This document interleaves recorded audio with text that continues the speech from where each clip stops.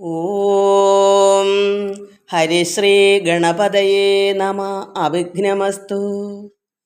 ഓം നമോ നാരായണായ.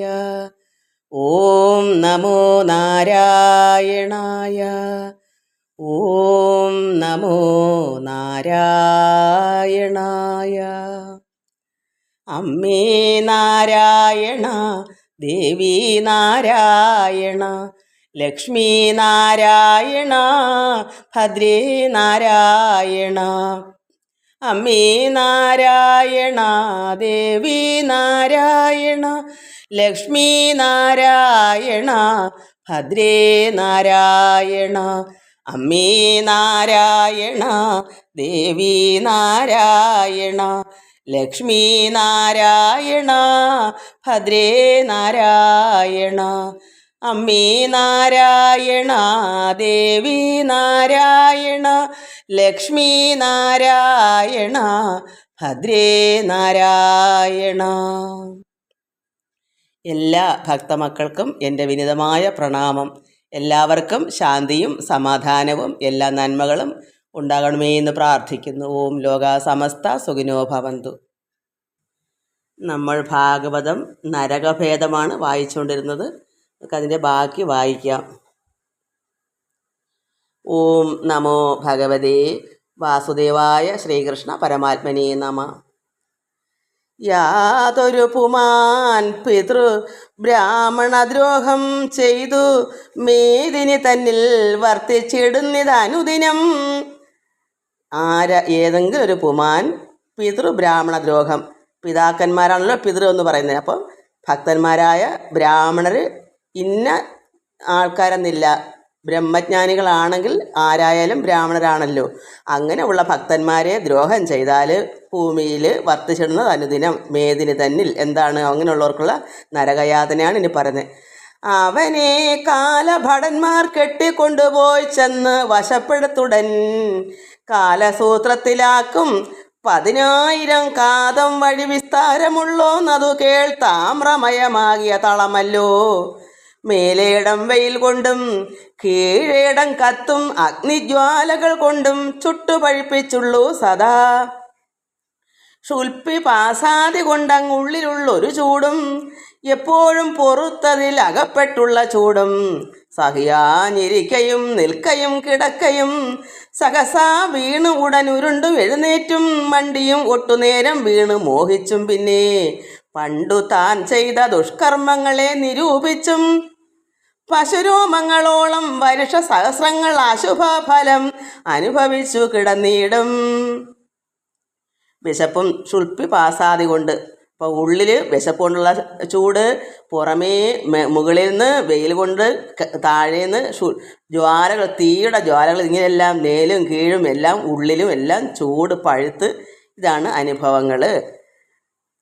പ്രഭുവാകിലും അമാത്യന്മാരാകിലും ഏതും അപരാധം കൂടാതെ ജനത്തെ ദണ്ഡിപ്പിച്ചാൽ, അതായത് രാജാവായാലും മന്ത്രിമാരായാലും അപരാധം കൂടാതെ ഒരു ദോഷവും ചെയ്യാത്തവരെ ദണ്ഡിപ്പിച്ചാൽ സൂകരമുഖമാകും നരകം അനേക നാൾ ശോകമോട് അനുഭവിച്ചിടുമെന്നറിയണം. വർണ്ണധർമ്മങ്ങൾ പുനരാശ്രമധർമ്മങ്ങളും അന്യായത്തോടും ഉപേക്ഷിച്ചൊരു പാഷണ്ണിയായി നടക്കുന്നവനാസിപത്രമാം വനം തന്നിൽ. അതായത് വർണ്ണധർമ്മങ്ങളും ആശ്രമധർമ്മങ്ങളൊക്കെ നിഷേധിച്ചിട്ട് ധർമാചാര വിരോധികളായിട്ട്, അതായത് പാഷണ്ണിയായിട്ട് നടക്കുന്നവരുണ്ട്.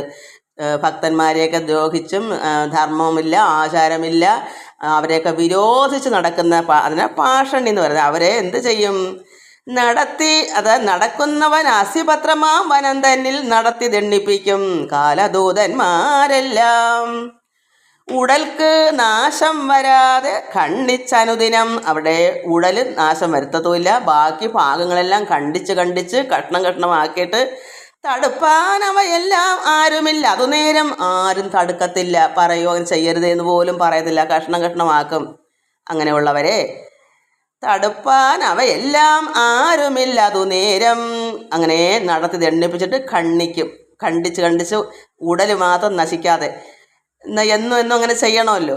ജന്തുവർഗത്തെ പീഡിപ്പിക്കുന്ന പുരുഷന്മാർ അന്ധകൂപാഖ്യ നരകത്തിൽ വീണുഴന്നീടും. പാവപ്പെട്ട ജീവജാലങ്ങളെ ഉപദ്രവിക്കുന്നവർ അങ്ങനെ. ആർക്കുമേ നൽകിയിടാതെ മറ്റുള്ള ജനങ്ങളെ നോക്കാതെ താനേ തന്നെ ഭുജിക്കും ജനങ്ങൾക്ക് കൃമിഭോജനമായ നരകമകപ്പെടും. അവർ ആർക്കും കൊടുക്കാതെ തന്നെത്താനെ കഴിക്കുന്നവർക്ക് കിട്ടുന്ന ആഹാരം നരകത്ത് ചെന്ന് എന്താ ചെയ്യുക? കൃമിയാണ് അവർക്ക് കിട്ടുന്ന ആഹാരം. കൃമികൾ തന്നെ അതിൽ ഭുജിപ്പാനാകുന്നതും. അപ്പോൾ കൃമികളെയാണ് അവർക്ക് നരകം അനുഭവിപ്പിക്കുന്നത്. അവരതാണ് അവരുടെ വിശപ്പിന് കഴിക്കുന്നത്. ആർക്കും കൊടുക്കാതെ തന്നെത്താനേ വെച്ച് കഴിക്കും. പങ്ങളും വേണ്ട, ഭർത്താവാണെങ്കിൽ ഭാര്യയ്ക്കും കൊടുക്കത്തില്ല, ഭാര്യയാണെങ്കിൽ ഭർത്താവിനും കൊടുക്കത്തില്ല. ഇങ്ങനെ ആകുന്നവർക്കുള്ള അവസ്ഥ. ഉത്തമ ജനങ്ങൾക്കുള്ള അർത്ഥത്തെ കക്കുന്നവർക്കും ശക്തി കൊണ്ടത് പിന്നെ കവരുന്നവർക്കും സംദംശമെന്ന് പേരാകുന്നൊരു നരകമുണ്ട്. അന്യുഹം ദുഃഖിപ്പിക്കും കാലദൂതന്മാരെല്ലാം. ഉത്തമമായിരിക്കുന്ന സാധു ഭക്തന്മാർ, ഉത്തമൻ എന്ന് വെച്ചാൽ ഒരു ദ്രോഹം ആർക്കും ചെയ്യാതെ ഉള്ളതാണ് ഉത്തമന്മാർ. അവരുടെ ധനം മോഷ്ടിക്കുന്നവർക്ക് എന്താണ്? നന്നായി ചുട്ടു പഴിപ്പിച്ചുള്ള കൊടിൽ കൊണ്ട് ചെന്നുടൻ പിടിപ്പിച്ചു വലിക്കും തൊക്കുമെല്ലാം. ഇരുമ്പ് സാധനങ്ങൾ കൊണ്ടുവന്ന് പഴിപ്പിച്ച്, കൊടിലൊക്കെ കൊണ്ടുവന്ന് പഴിപ്പിച്ചിട്ട് ഈ ഇവിടെ തൊക്ക് പിടിച്ച് വലിക്കും. അതുകൊണ്ട് കൊടിലിട്ടിങ്ങനെ പിടിച്ച് വലിക്കും. എന്തിനാ? ഈ പഴുത്തിരിക്കുന്ന സാധനമാണല്ലോ കൊടിൽ. അങ്ങനെ ചെയ്യും. പുലയാടിയിടുന്നവർക്ക് ഇരുമ്പ് പാവ ചമച്ച് ഉലവച്ചൂതി പഴിപ്പിച്ചതൊക്കെ തഴുകിക്കും. അതെന്തോന്ന് അറിയാൻ വയ്യ. അപ്പോഴോ സുഖം ഏറും ഇപ്പോഴോ സുഖമേറും. അങ്ങനെ പഴിപ്പിച്ച് വെച്ചിട്ട് ഊതി പഴിപ്പിച്ച് വയ്ക്കുന്ന സാധനം കൊണ്ട് അങ്ങോട്ട് ചോദിക്കും. വെച്ച് പിടിപ്പിച്ചിട്ട് തഴുകി പുറത്തോട്ടങ്ങനെ തഴുകി പിടിച്ചിട്ട് ചോദിക്കും, ഇപ്പോഴോ സുഖം അതോ അപ്പോഴോ സുഖം എന്ന് ചോദിക്കും. തപ്പാതെ ചൊല്ലെന്ന് എപ്പോഴും ചോദിക്കുകയും തപ്പാതെ അതിൻ്റെ വേഗം ഉത്തരം പറയണം. അതിനെന്താ സംശയം എന്ന് ചോദിക്കും. എന്താ പറയാൻ എത്ര താമസം? തപ്പാതെ വെക്കാതെ പറയൂ, നിങ്ങൾക്ക് ഇപ്പോഴാണോ സുഖം അപ്പോഴാണോ സുഖമെന്ന്. പിന്നെ അടുത്തത്, കാമഭോഗത്തിൽ തന്നെ ആശയായി നടപ്പവർ കാമയമേറും വജ്രകണ്ഠകശാൽ മലിതൻ കൊമ്പുകൾ ഇടയിലിട്ട് ഇഴച്ചും മേൽപോട്ടിട്ടും കമ്പം ഉൾക്കൊണ്ടു വീണാൽ പിന്നെയും മേൽപോട്ടിട്ടും. അതായത് ഇന്ന് ഇവിടെ ചിലർക്ക് കാമഭോഗം മാത്രമേ ജീവിതത്തിൽ അറിയാവുള്ളൂ. അതിനാണ് ജനിക്കുന്നതാണ് ചിലരുടെ വിചാരങ്ങൾ. അല്ലാതെ എന്നുവെച്ചാൽ തിന്നണം കുടിക്കണം ഇങ്ങനെയുള്ളൊരു മൃഗങ്ങളെ പോലെ അങ്ങനെ മാത്രമുള്ളവർക്ക് എന്താ, അങ്ങനെ മാത്രം വെച്ചാൽ അതിനായിട്ട് ജീവിക്കുന്നവർ മാത്രമേ ഉള്ളൂ ലോകത്ത് കൂടുതലും. കാമഭോഗത്തിൽ തന്നെ ആശയായി നടപ്പവർക്ക് ആമയമേറും. എങ്ങനെയാ? വജ്രകണ്ഠകശാൽമലി തൻ കൊമ്പുകൾ ഇടയിലിട്ടിഴച്ചും മേൽപോട്ടിട്ടും കമ്പം ഉൾക്കൊണ്ട് വീണാൽ പിന്നെയും മേൽപോട്ടിട്ടും. അതായത് ഒരു ഇലവുമരമുണ്ട്, വജ്രകണ്ഠശാൽമൽ. അത് അത്രമാത്രം വജ്രത്തിന് എത്രമാത്രം കട്ടിയുണ്ട്, അതുപോലെ ബലമുള്ള മുള്ളുകളുള്ള ഇലവുമരത്തിൻ്റെ കൊമ്പുകൾക്കിടയിലിട്ട് അങ്ങോട്ടും ഇങ്ങോട്ടും വലിച്ചെടുക്കുമ്പോൾ ഈ പിറ മൊത്തവും ഈ മുള്ള് കൊണ്ട് കീറും അങ്ങോട്ടും ഇങ്ങോട്ടും. അതും കമ്പുകൾക്കിടയിലിട്ടാണ് ദേഹത്തേട്ട് വലിക്കുന്നത്, അങ്ങോട്ടും ഇങ്ങോട്ടും മേൽപോട്ടും താഴോട്ടും. അങ്ങനെ അത്രമാത്രം വേദന കൊള്ളും. അതിനാണ് അങ്ങനെ ചെയ്യുന്നത്. പിന്നെ ക്രൂരന്മാരായ നരപാലന്മാർ മര്യാദയും ദൂരവേ വെടിഞ്ഞ് ദുഷ്കർമ്മങ്ങൾ ചെയ്തിടുകിൽ. അത്രയ്ക്കും ക്രൂരന്മാരായ മനുഷ്യരുണ്ട്, നരന്മാരുണ്ട്. അവരെന്ത് ഒരു മര്യാദയും ഇല്ല, ദൂരവേ വെടിഞ്ഞ്. മര്യാദയൊക്കെ എവിടെയോ ദൂരെ പോയി. അത്രമാത്രം ക്രൂരന്മാരാണ്. മര്യാദ എന്ന് വെച്ചാൽ അംശം പോലും അവർക്കില്ല, ദുഷ്കർമ്മങ്ങളെ ചെയ്യത്തുള്ളൂ. അങ്ങനെയുള്ളവർക്ക് ഘോര വൈതരണിയിലാക്കി ദണ്ഡിപ്പിച്ചിടും. എന്നിങ്ങനെയാ? ക്രൂര ജന്തുക്കൾ കടിച്ചുള്ള വേദനകളും ചോരയും ചലവും നെയ്വലയും മലമൂത്രം പൂരിച്ചോന്നതിൽ കിടന്നൊഴുകിക്കുഴഞ്ഞിടും. അങ്ങനെയുള്ള വൃത്തിയില്ലാത്ത മലമൂത്രത്തിൽ കിടന്ന് എന്നിട്ടോ പാരിച്ച പൈതാഹത്താലൊട്ട് അത് കുടിക്കുകയും ഭയങ്കരമായ ദാഹവും വിശപ്പും വരുമ്പോൾ എന്ത് ചെയ്യും? വല്ലതും കിട്ടുമോ? ആ മലമൂത്രം തന്നെ കോരി കുടിക്കും. എന്നിട്ട് അടുത്തത്, വൃഷലി സേവ ചെയ്യും ബ്രാഹ്മണോത്തമനുള്ളിൽ അഴലേറിയിടും പൂയോദകമാ നരകം കേൾ. വൃഷലി സേവ ചെയ്യുന്ന വെച്ചാൽ ശൂദ്രസേവ എന്നാണ് പറയുന്നത്. ഈ ശൂദ്രസേവ എന്ന് പറഞ്ഞാൽ എനിക്ക് തോന്നുന്നു എന്നുവെച്ചാൽ ശൂദ്ര സ്ത്രീകളെ വിവാഹം കഴിച്ചൂടാ. ബ്രാഹ്മണോത്തമനുള്ളിൽ, ഉത്തമനായ ബ്രാഹ്മണ അത്ര ബ്രഹ്മജ്ഞാനികളാണ് അവർ. ശൂദ്ര സ്ത്രീ വെച്ചാൽ ഒരു ജാതിയെ പറ്റി പറയല്ല, പൊതുവേ ഇപ്പം നാരദ മഹാമുനി പണ്ട് കഴിഞ്ഞ ജന്മം ശൂദ്രനായി പിറന്നെന്ന് പറഞ്ഞു. എന്നാൽ ഒരു വിവരം ഇല്ല എന്നാണ് അതിൻ്റെ അർത്ഥം എന്ന് എൻ്റെ തോന്നൽ. വിവരമില്ലാത്ത സ്ത്രീകളെ ഒരു ഉത്തമനായ ബ്രാഹ്മണൻ വിവാഹം കഴിച്ചിട്ട് എന്താ കാര്യം? വല്ലതും അറിവുണ്ടോ? ഒരു ലക്കും ലഗാനും ലോകം എന്താണ്, ഒരു നീതിയോ നിയമമോ ഒന്നും പഠിച്ചിട്ടില്ലാത്തവരായിരിക്കും. അല്ലെങ്കിൽ നമുക്ക് ജാതി മതമൊന്നും ലോകത്തില്ലല്ലോ. എല്ലാം ബ്രഹ്മജ്ഞാനികൾക്ക് ഏത് നീച സ്ത്രീയിലായാലും ബ്രഹ്മജ്ഞാനികളുണ്ടല്ലോ. ബ്രഹ്മത്തെ അറിയുന്നവനാണല്ലോ ബ്രഹ്മജ്ഞാനി. അപ്പോൾ ഒരു യഥാർത്ഥ ബ്രാഹ്മണൻ എന്ന് പറയുന്നതും അവിടെയും ജാതിയല്ല. അതെനിക്ക് തോന്നുന്നു ബ്രഹ്മത്തെ അറിയുന്ന ഒരു താപസൻ, ഒരു സന്യാസിക്ക് ഒന്നും അറിയാൻ വയ്യാത്ത ഒരു അജ്ഞാനം ഉള്ളവർക്ക് ഒന്നും അറിയില്ല. അപ്പോൾ അജ്ഞാനി എന്ന് പറയുന്നത് അന്ധകാരത്തിൽ കിടക്കുന്ന ഒരു വിവരമില്ലാത്തതാണ് ശൂദ്രസ്ത്രീ എന്ന് അങ്ങനെ എനിക്ക് തോന്നുന്നത്. എനിക്കതിനെപ്പറ്റി അറിയത്തില്ല. ഇവിടെ പറയുന്നത് ശൂദ്ര സ്ത്രീകളെ വിവാഹം ചെയ്ത് അപ്പോൾ അവരുടെ കാര്യങ്ങൾ നോക്കും, സേവ ചെയ്യുമല്ലോ ബ്രാഹ്മണോത്തമന്മാർ. അതാണ്, അല്ലാതെ എനിക്കിതിനെപ്പറ്റി അറിയാൻ വയ്യ. അപ്പോൾ വൃഷലി സേവ എന്ന് പറഞ്ഞാൽ ഇവിടെ അടിക്ക് കിടപ്പുണ്ട് ശൂദ്രസ്ത്രീ. വൃഷലി വെച്ചാൽ ശൂദ്രസ്ത്രീ.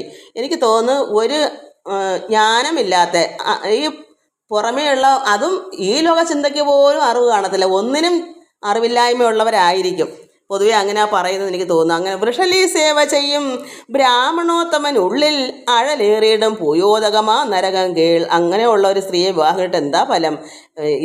ഇദ്ദേഹത്തിനും കൂടെ ഈ ബ്രഹ്മജ്ഞാനിക്കും കൂടെ അതൊരു വല്ലാത്തൊരു അവസ്ഥയായി പോകും. ഒരു വിവരവും ഇല്ലാത്ത, അതല്ലേ ഭക്തന്മാരായ എൻ്റെ അച്ഛൻ്റെ ഗുരു എന്താ അച്ഛനെ കൊണ്ടുവന്ന് നല്ലൊരു ഉത്തമയായ ഒരു സ്ത്രീയെ വിവാഹം കഴിക്കാൻ കൊണ്ടുവന്ന് കാണിച്ചു കൊടുത്തത് എന്താ? അങ്ങനെയുള്ളവർക്ക്, അങ്ങനെയുള്ള സ്ത്രീകൾ ഇന്ന് ലോകത്ത് ചുരുക്കമാണ്.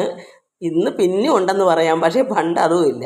എങ്ങനെയോ അമ്മ ഇങ്ങനെ, അന്നൊക്കെ എന്ന് പറഞ്ഞാൽ അത്രമാത്രം ദൈവികത്തിൽ ഉള്ള കുടുംബത്ത് മാത്രമേ അത് കാണുള്ളൂ. അന്നൊക്കെ ഭയങ്കര അനുഗ്രഹവും ഗുരുദേവൻ്റെ അനുഗ്രഹവും എല്ലാവർക്കും ഉള്ളൊരു കാലം. യോഗീശ്വരനും അങ്ങനെയൊക്കെ ഉള്ളൊരു പ്രത്യേക കുടുംബമായിരുന്നു.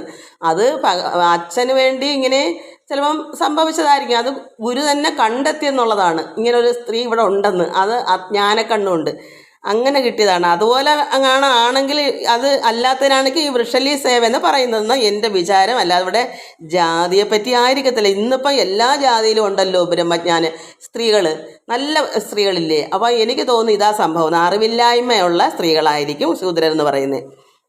അപ്പോൾ വൃഷലി സേവ ചെയ്യും ബ്രാഹ്മണോത്തമൻ ഉള്ളിൽ അഴലേറിടും പൂയോദകമാ നരകം കേൾ. അവരെന്ത് ചെയ്യും? അവരെ നരകത്തിൽ ദുർഗന്ധമേറും ചലം നിറഞ്ഞ നദി തന്നിൽ ദുഃഖിച്ചു നീന്തി ചലം കുടിച്ചു കിടന്നിടും. അപ്പോൾ അങ്ങനെയുള്ള ബ്രാഹ്മണങ്ങൾ അങ്ങനെയുള്ള വിവാഹം കഴിച്ചാൽ, വൃഷലി സേവ ചെയ്താൽ അഴലേറിയിടുന്ന പൂയോദകമാ നരകത്തിൽ ചെന്ന് ദുർഗന്ധമേറും ഉള്ള ചലം നിറഞ്ഞ നദിയുണ്ട്, അതിൽ ചെന്ന് ദുഃഖിച്ചും വിശപ്പ് വരുമ്പോൾ അതിൽ നീന്തി ചലമൊക്കെ കുടിച്ച് ഇങ്ങനെ കിടന്നിടും. പിന്നെ അടുത്തത്, നിഷ്ഫലം നായാടുന്ന വിപ്രന് ധർമ്മരാജൻ കൽപ്പിക്കും പ്രാണനിരോധകമാം നരകവും. നിഷ്ഫലം, അതായത് ഫലം കൂടാതെ നായാട്ടിന് പോകുന്ന വിപ്രൻ ബ്രാഹ്മണൻ. അപ്പോൾ ധർമ്മരാജനായ കാലൻ എന്ത് കൽപ്പിക്കും? പ്രാണനിരോധകമാം നരകം. അതെങ്ങനെയാ? അമ്പെയ്തിടുന്നത് ആരെന്നേതുമേ അറിയാതെ സമ്പ്രതി ശരങ്ങൾ കൊണ്ടുടലും നുറുങ്ങിയിടും. അതാണ് അവർക്ക്. മദന വിവശനായ ധർമ്മപത്നിയെ കൊണ്ട് വദന സുരതത്തെ ചെയ്യിപ്പിച്ചിടും ദ്വിജൻ. ദ്വിജൻ എന്ന് പറഞ്ഞാലും ബ്രാഹ്മണനാണ്. അത് മദന വിവശനായി ധർമ്മപത്നിയെ കൊണ്ട്, അത് ഭാര്യയെ കൊണ്ട് വദന സുരതത്തെ ചെയ്യിപ്പിച്ചിടുന്ന ബ്രാഹ്മണൻ. അതെന്തുവന്നോ അവർ സുചിരം ലാലാഭക്ഷമാകിയ നരകത്തിൽ അശുഭം ഒടുങ്ങുവോളം കിടന്നുഴന്നീടും. ലാലാഭക്ഷം എന്താണെന്ന് എനിക്കറിയത്തില്ല. പിന്നെ ശുക്ലത്താൽ നിറഞ്ഞിടും നദിയാകുന്ന അതിൽ സക്ലേശം കിടന്ന് കുടിച്ചു വലഞ്ഞിടും. അങ്ങനെ ഉള്ളവർക്ക് ലാലാഭക്ഷമാകുന്ന നരകത്തിൽ ഇതാണ്. ശുക്ലത്താൽ നിറഞ്ഞിടുന്ന നദിയിൽ ചെന്ന് സക്ലേശം കിടന്ന് അത് കുടിച്ചു വലഞ്ഞിടും. ഡംഭിന് യാഗം ചെയ്തിടുന്നവൻ തനിക്കല്ലോ സമ്പ്രതി വൈശസമാം നരകമറിഞ്ഞാലും. നമുക്കിപ്പോൾ അതിൻ്റെ ഉദാഹരണം പറയുമ്പോൾ അമ്പലത്തിൽ തന്നെ സപ്താഹം, അമ്പലത്തിൽ ഉത്സവമൊക്കെ വരുമ്പോൾ ഡംഭിന് വേണ്ടി ആർക്കും ഒന്നും ചിലപ്പം ഒരു ധനികനോ മറ്റോ ഒക്കെ ഉണ്ടെങ്കിൽ ആർക്കും ഒന്നും കൊടുക്കത്തില്ലെങ്കിലും ഡംഭിന് വേണ്ടി ചെയ്യും. ഞാൻ വലിയ ആളാണ്, എനിക്ക് എന്തും കഴിവുണ്ട്, എല്ലാവരെക്കാളും ഞാൻ മെച്ചക്കാരനെന്ന് അറിയിക്കാൻ വേണ്ടി, നാട്ടുകാരൊക്കെ അറിയാൻ വേണ്ടി വലിയ വലിയ തുകയൊക്കെ കൊടുത്തിട്ട്, അല്ലെ ഇന്ന ഓരോ എന്തോ പറയുന്നത് ഈശ്വരന് വേണ്ടി ഈശ്വര അമ്പലത്തിലൊക്കെ ആഘോഷം വരുമ്പോൾ പണം ചിലവാക്കി വലിയ ആൾ ചമയുന്ന ഡംഭാണ്. അങ്ങനെ ചെയ്യുന്നവർക്കാണ്. അതേസമയം സാധുക്കൾക്കോ മറ്റെന്തെങ്കിലും കാര്യത്തിനൊന്നും ചിലവാക്കത്തും കാണത്തില്ല. ഡംബിന് വേണ്ടി യാഗം ചെയ്തിടുന്നൻ. അപ്പം യാഗം വെച്ചാൽ എന്താ, നമ്മൾ ഭഗവാനിൽ നിന്നുള്ള പ്രീതിക്ക് വേണ്ടിയാണല്ലോ ഇതൊക്കെ ചെയ്യുന്നത്. അത് ഡംബ് കാണിക്കരുത്. ഭഗവാനിൽ നിന്ന് ഭക്തിപൂർവ്വമായി ഇതൊക്കെ ചെയ്യുമ്പോൾ ഭഗവാന്റെ കൃപ നമുക്ക് വേണം എന്നുള്ളൊരു ചിന്തയോട് വേണം ചെയ്യാൻ. അല്ലാതെ അതൊന്നും നമുക്ക് വേണ്ട. കാരണം ധനികനല്ലേ, അതിൻ്റെ ഒന്നും ആവശ്യമില്ലല്ലോ, എല്ലാം ഉണ്ടല്ലോ, ഇഷ്ടംപോലെ പണവും ഉണ്ട്. പിന്നെ നാട്ടുകാരൊക്കെ ഒന്ന് അറിയട്ടെ ഞാൻ ഇന്നതുപോലെല്ലാം ചെയ്യുന്നവനാണ് എന്ന്. അത് ഡംബാണ്. അങ്ങനെയുള്ളവർക്ക് ഡംബിന് യാഗം ചെയ്തിടുന്നവൻ തനിക്കല്ലോ സമൃദ്ധി വൈശസമാ നരകമറിഞ്ഞാലും. അങ്ങനെ ഉള്ളവരുടെ അവസ്ഥ നാസികയോട് വായു അമുക്കി പിടിച്ചുടൻ ശ്വാസത്തെ മുട്ടിപ്പിക്കും. കാലദൂതന്മാരെല്ലാം വായു മൂക്കുമെല്ലാം പൊത്തിപ്പിടിച്ച് ശ്വാസം മുട്ടിപ്പിക്കും.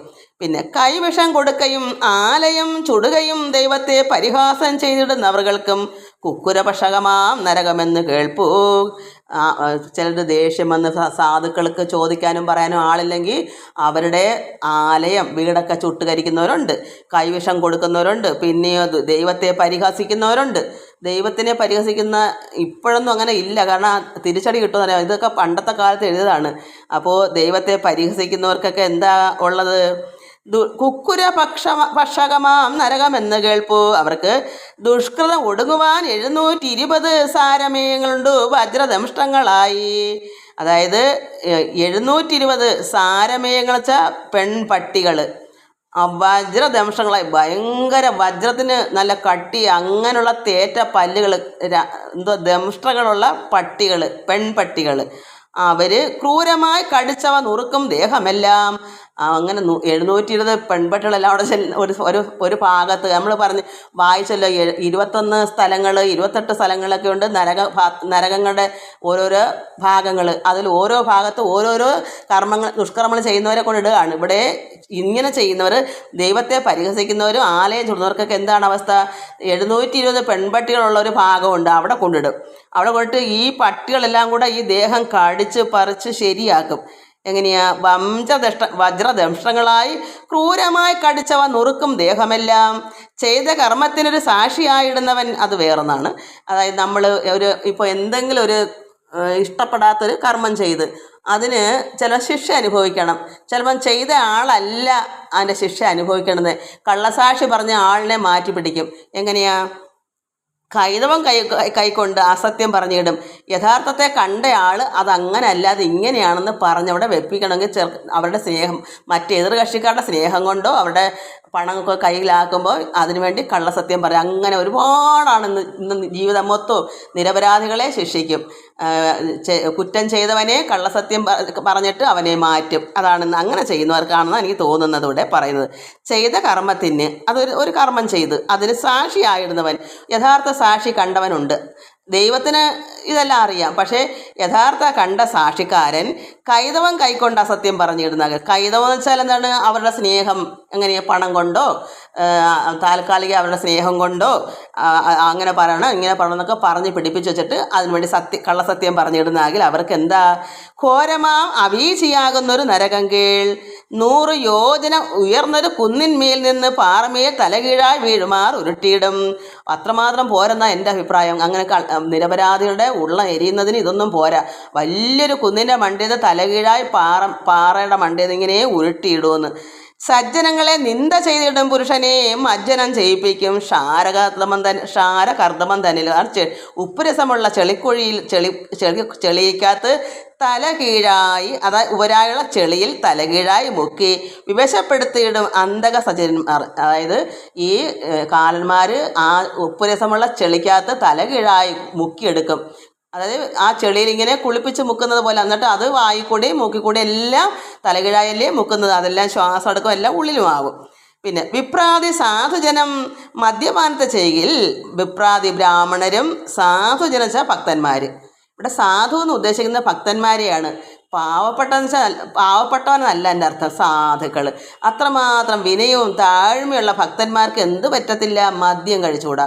ബ്രാഹ്മണരും അത് തന്നെ. അപ്പോൾ വിപ്രന്മാരും ബ്രാഹ്മണരാരും സാധുജനം മദ്യപാനത്തെ ചെയ്യിൽ കൽപ്പിക്കും അയപ്പാന നരകം. ധർമ്മരാജൻ കൽപ്പിക്കും അയപ്പാന നരകം. ധർമ്മരാജൻ എന്തങ്ങനെ കൊടുക്കുന്നേ? കാലൻ കാരിരുമ്പുരുക്കിയ നീരത് കോരിക്കോരി പാരാതെ കുടിപ്പിക്കും കാലദൂതന്മാരെല്ലാം. അങ്ങനെ അവരെ കാരിരുമ്പുരുക്കിയ വെള്ളം കൊടുക്കും. ജന്തുവൃന്ദത്തെ ചതിയാലുടൻ പിടിച്ചുകൊണ്ട് അന്ധതയാലേ വളർത്തിയിടുന്ന പുരുഷന് പല പല ജന്തുക്കളെ കൂടുവെച്ചൊക്കെ കെണി വെച്ച് പിടിക്കും. ഇപ്പം കിളികളെ എങ്ങനെ ഇഷ്ടമുള്ള മനുഷ്യരുടെ സന്തോഷത്തിന് വേണ്ടി മനുഷ്യരുടെ സന്തോഷിച്ചാൽ അവർക്ക് എങ്ങനെയും സുഖിച്ച് കഴിയണം, സന്തോഷിക്കണം. അതിന് പാവപ്പെട്ട മൃഗങ്ങളെയോ വല്ല മുയലിനെയോ അല്ലെങ്കിൽ അണ്ണാനെയോ കാക്കയോ കിളിയോ തത്തയോ ഇങ്ങനെയൊക്കെ ഉള്ളതെല്ലാം ജന്തുവൃന്ദത്തെയാണല്ലോ ഇതിനെ ചതിച്ചാണ് പിടിക്കുന്നത്. പിടിച്ചിട്ട് അന്ധതയാലേ വളർത്തിയിടുന്ന പുരുഷന് അറിവില്ലായ്മയാണ് അന്ധത. എന്ന് വെച്ചാൽ ഈ ജീവജാലങ്ങൾക്ക് ജീവനുണ്ട്, അവരുടെ ജീവിതം അവർക്ക് കൊടുക്കണം. അവരുടെ സ്വാതന്ത്ര്യത്തിനെ മനുഷ്യരുടെ സന്തോഷത്തിന് വേണ്ടി അവരുടെ സ്വാതന്ത്ര്യം ഇല്ലാതാക്കുന്നത് അത് മഹാപാപമല്ലേ? നമ്മുടെ സ്വാതന്ത്ര്യം നമുക്ക് ഇല്ലാതെ വന്നാൽ എന്തായിരിക്കും അവസ്ഥ? നമ്മളെ പിടിച്ചിട്ട് മുറിയിലിട്ട് ഇട്ടാൽ നമുക്ക് വെളിയിലിട്ടിറങ്ങാൻ പറ്റുമോ? അതുപോലെയാണ് ഇവരുടെ ചിറകൊക്കെ കണ്ടിച്ച്, കിളികളെ ചിറകൊക്കെ കണ്ടിച്ചിട്ട് മഹാപാപമാണത്. അവരെ തുറന്നു വിട്ടില്ല. അവർക്ക് പറക്കാൻ, നമുക്ക് നടക്കാനാണ് നമുക്കുള്ള കാല് തന്നേക്കുന്നത്, അവർക്ക് ചിറക് കൊടുത്തേക്കുന്നത് അവരെ പറക്കാനാണ്. അത് സമ്മതിക്കാതെ ചിറകൊക്കെ വെട്ടി പിടിച്ചിട്ട് ചെയ്ത അന്ധതയാലേ അങ്ങനെ വളർത്തിയിടുന്ന പുരുഷന് നരകം ശൂലപ്രോതം എന്നല്ലോ ചൊല്ലിയിടുന്നു. അവരെ ചെയ്യുന്നത് എന്താ? ശൂലം പാരാതെ ശൂലാഗ്രത്തിന്മേലുടൻ കിടക്കുമ്പോൾ അവരെ ശൂലത്തിനകത്ത് ഇങ്ങനെ കുത്തിക്കൊള്ളുന്ന മുനയുള്ള ശൂലത്തിൻ്റെ മണ്ടേ കിടത്തിയിട്ട് ക്രൂരമാ കാകങ്ങളും കഴുകും കൊത്തി പ്രാരബ്ധം ഒടുങ്ങുവോളം കിടന്നുഴന്നിടും. അവനെ കാക്കകളെല്ലാം കൊത്തി തിന്ന് ഓരാതെ നരമേധം ചെയ്ത ജനത്തിന്, മനുഷ്യനെ കൊല്ലുന്നവർക്ക് ഘോരമാ രക്ഷോഗണ ഭോജനമെന്നാകുന്നു. അവർ രാക്ഷസന്മാർക്ക് അവർക്ക് ആഹാരമാണ്. ഇങ്ങനെയുള്ള ഈ മനുഷ്യനെ കൊന്നിട്ട് നരകത്തിൽ ചെല്ലുമ്പോൾ രാക്ഷസന്മാർക്ക് അവിടെ രാക്ഷസന്മാരെ ഇട്ടിട്ടുണ്ട്, അവർക്കത് ആഹാരമായിട്ട് ചെല്ലും. ഇങ്ങനെ കൊല്ലപ്പെട്ട നരന്മാരെല്ലാവരും അങ്ങ് രാക്ഷസനായി ചെന്ന് പാർത്തിയിടുമല്ലോ. ഇങ്ങനെ കൊല്ലുന്നവർ മരിക്കുമല്ലോ. അതായത് പാവപ്പെട്ട ജനങ്ങളെ കൊല്ലും. അവർ അവിടെ രാക്ഷസന്മാരായി ചെല്ലും നരകത്തിൻ്റെ അവിടെ. എന്നിട്ട് അവരെന്ത് ചെയ്യും? ഈ കൊല്ലുന്ന ദുഷ്ടന്മാർ അവിടെ ചെല്ലുമല്ലോ. അപ്പോൾ അവർ രാക്ഷസന്മാരായി നിന്നുകൊണ്ട് ഇവരെയൊക്കെ ആഹാരമായി ഭക്ഷണം. പിന്നെ വാളാലെ വെട്ടി ചോരയും കുടിപ്പിച്ച് മേളമായി നൃത്തം ചെയ്യും ദുഷ്കർമ്മം അറോളം അവരെ അങ്ങനെ ചെയ്യും. ക്രൗര്യഭാവേന വഴിപോക്കരെ ഒരുപാട് അഹങ്കാരം, ക്രൗര്യം, ദേഷ്യം അങ്ങനെയൊക്കെയുള്ള ക്രോധമൊക്കെ ഉള്ള അഹങ്കാരികൾ പാവപ്പെട്ട വഴിപോക്കർ പോകുമ്പോൾ അവരെ ഖേദിപ്പിക്കുന്നവരുണ്ട്. അതിനെ പര്യാവർത്തനം എന്ന നരകമാകുന്നതും അത് ഗൃധ്രങ്ങൾ വജ്രസമമാകിയ കൊക്കുകൊണ്ട് കൊത്തി കണ്ണുകളെടുത്ത് അൻപോട് കുടഞ്ഞിടും. അങ്ങനെയുള്ള ദുഷ്ടന്മാർ, ക്രൗര്യന്മാരെ, ഈ പാവപ്പെട്ടവരെ, വഴിപോക്കരെ ദ്രോഹിക്കുന്നവർക്ക് ഇതാണ് അനുഭവം. ജന്തുവൃന്ദത്തെ പീഡിപ്പിക്കുന്ന ജനങ്ങൾക്ക്, കാരണം ഇന്ന് ഒരുപാട് നമ്മൾ കാണുന്നുണ്ട് കാളകളെയൊക്കെ എടുക്കാൻ വയ്യാത്ത, പിന്നെ അവനെ കൊണ്ട് തേരിയൊന്നും കയറാൻ പറ്റാത്തവണ്ണം ഭാരം വെച്ചിട്ട് അതിൻ്റെ കാലും മുട്ടും കുത്തി കിടന്നാലും ദുഷ്ടന്മാരെ എന്താ ചെയ്യുന്നേ ഭഗവാനെ? അതിൻ്റെയൊക്കെ അടിച്ച് വാലും ഓടിച്ച് ആ കാളന്മാരെ അടിക്കുന്ന എന്ന് വെച്ചാൽ തേരി കയറണം. അവരെ കൊണ്ട് ഒക്കുന്ന ഭാരമല്ലേ എടുക്കാൻ പറ്റൂ. ഇങ്ങനെ ദ്രോഹം എനിക്ക് പറയാൻ പറ്റത്തില്ല. പിന്നെ ഇതിനെയൊക്കെ ഇട്ട് എന്തോ പറയുന്നേ, പിന്നെ മരമടി മത്സരം, കാളന്മാരെ മരമടി മത്സരത്തിട്ടാലോ എനിക്ക് മുമ്പേ ജയിക്കണം എന്ന് പറഞ്ഞ് കാളന്മാരുടെ അവിടെയും വാലൊടിച്ച് അതിനെ അടിച്ച് ഓട്ടം അതിന് വേണ്ടിയിട്ട് ഇങ്ങനെ ലോകത്ത് ഇതൊന്നും അല്ല പറയാൻ, ഇതിനകത്ത് സമയം പോകും. അതുകൊണ്ട് ഒരുപാട് ഇങ്ങനെ വേദനിപ്പിക്കുന്നുണ്ട്. അത് കാണുന്നവർക്ക് സങ്കടം വരും. അങ്ങനെ ജന്തുവൃന്ദത്തെ പീഡിപ്പിക്കുന്ന ജനങ്ങൾക്ക് സന്താപമുണ്ടാമല്ലോ പന്നക നരകത്താൽ. പാമ്പ് കൊടുക്കുന്ന നരകത്തിലാണ്.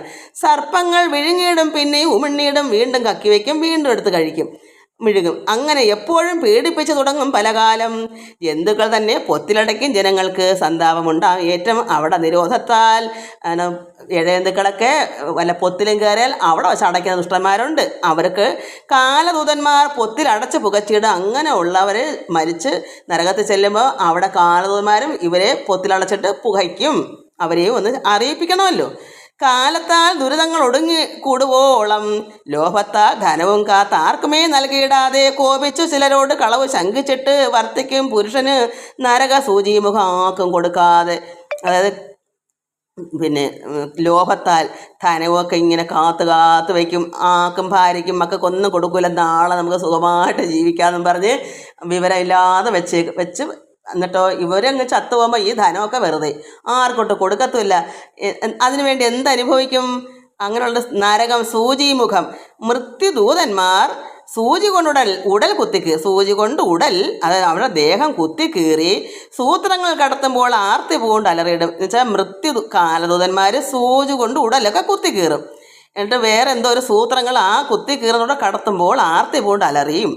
പാർത്തോളം പൊറുതിയില്ലെന്നതേ പറയാവൂ. ഒരു രക്ഷയില്ല. ചെയ്യാനുള്ളത് കാലദൂതന്മാരല്ലേ, വല്ല ദാക്ഷിണ്യം കാണിക്കൂ. അപ്പോഴാണ് ഇതിൻ്റെ എല്ലാം ചെയ്വനയുടെ വിവരം അറിയുന്നത്. എന്നിട്ടോ കുറ്റങ്ങൾ ചെയ്തിടുവോർക്ക് അതിന് തക്കവണ്ണം അറ്റമില്ലാതോളം ഉണ്ടല്ലോ നരകങ്ങൾ. അതിന് എല്ലാ രീതിയിലും ദൈവം വച്ചിട്ടുണ്ട്.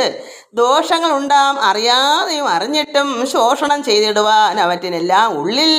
അപ്പോൾ നമ്മൾ അറിയാതെയോ ഭഗവാനെ അറിഞ്ഞു പോയില്ല, അറിയാതെ ചെയ്തു പോയി, നാരായണ പൊറുക്കണേ എന്ന് നമ്മൾ എന്ത് ചെയ്യണം? ഭഗവാനോട് അഭയം പറയണം. നമ്മളെല്ലാവരും മനുഷ്യരാണ്. നമുക്ക് ജീവിതത്തിൽ ഒരുപാട് ഒരുപാട് ഒരുപാട് കാര്യങ്ങൾ ചെയ്തു പോയവരാണ് എല്ലാവരും. അല്ലാതെ നമുക്ക് ജീവിക്കാൻ പറ്റത്തില്ല. പല പല ദ്രോഹങ്ങളും ചെയ്തിട്ട്. പക്ഷേ നമുക്കറിയുന്നില്ലല്ലോ ഇവർക്ക് ഇത്ര വേദനയുണ്ടെന്നോ ഒന്നും അറിയത്തില്ല. അതുകൊണ്ട് ഭഗവാനെ ഇങ്ങനെല്ലാം ചെയ്തു പോയി, അതിനെന്ത് വേണം? ഇങ്ങനെ ശോഷണം ചെയ്തിടുവാൻ അവറ്റിനെല്ലാം ഉള്ളിൽ ശ്രീനാരായണ സ്വാമി തന്നെ സേവിച്ചു കൊള്ളുക. നാനാ ദോഷങ്ങളും പോം ഗതിയും വരുമെന്നാൽ ഇതേയുള്ള അഭയം. ഭഗവാനോട് അഭയം പറയുക. എല്ലാ ദോഷവും ഭഗവാനെ ക്ഷമിക്കണമേ, പൊറുക്കണമേ എന്ന് പറഞ്ഞിട്ട് അറിഞ്ഞതിന് ശേഷമെങ്കിലും നമ്മൾ പരമാവധി ചെയ്യാതിരിക്കാൻ ചെയ്യുക. ശ്രീശുക മഹാമുനി ശ്രീ പരീക്ഷിത്ത് തന്നോട് ആശയാനന്ദം വരുമാറേവോ അരുളി ചെയ്തു. സൂതനും അത് ശൗനകാദികൾക്ക് അറിയിച്ചാൻ മോദം ഉൾക്കൊണ്ട് വസിച്ചിടിനാരവറുകളും. ശാരിക പൈതദാനം ഈ വണ്ണം ഉര ചെയ്താൾ പാരമാ ആനന്ദം വസിച്ചിടിനാരെല്ലാരുമേ. ഇത് ശ്രീ മഹാഭാഗവതേ മഹാപുരാണേ സൂതശൗനക സംവാദേ പഞ്ചമസ്കന്ധ സമാപ്ത. എല്ലാവർക്കും നമസ്കാരം. ഹരി ഓം ഹരി ഓം ഹരി ഓം.